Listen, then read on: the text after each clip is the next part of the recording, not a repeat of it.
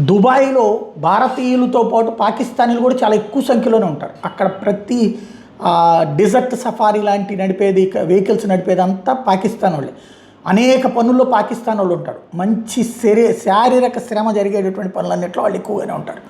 మన వాళ్ళకంటే ఒక ఎంత ఎక్కువగానే ఉంటారు వాళ్ళు. మన దేశం నుంచి వెళ్ళిన వాళ్ళకంటే కూడా సంఖ్య ఎక్కువగానే ఉంటుంది. అయితే అది వాళ్ళకి మతపరమైనటువంటి స్నేహం. అది వాళ్ళనేమి తమతో సమానంగా ఏం చూడరు. అరబ్బులు తమకంటే తక్కువ శ్రేణి పౌరులుగానే చూస్తారు. అయితే అక్కడ మంచి ఉపాధి అవకాశాలు దొరుకుతున్నాయి.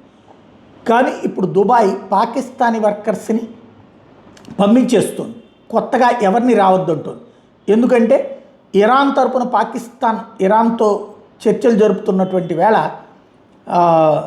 పాకిస్తాన్ వాళ్ళని నమ్మలేం అన్నటువంటి దుబాయ్ భావిస్తుంది. అందుకని ఇప్పటికే పాకిస్తాన్ బెగ్గర్స్, పాకిస్తాన్ సంబంధించిన వాళ్ళతో సంబంధాలు జాగ్రత్తగా తెప్పుకుంటుంది.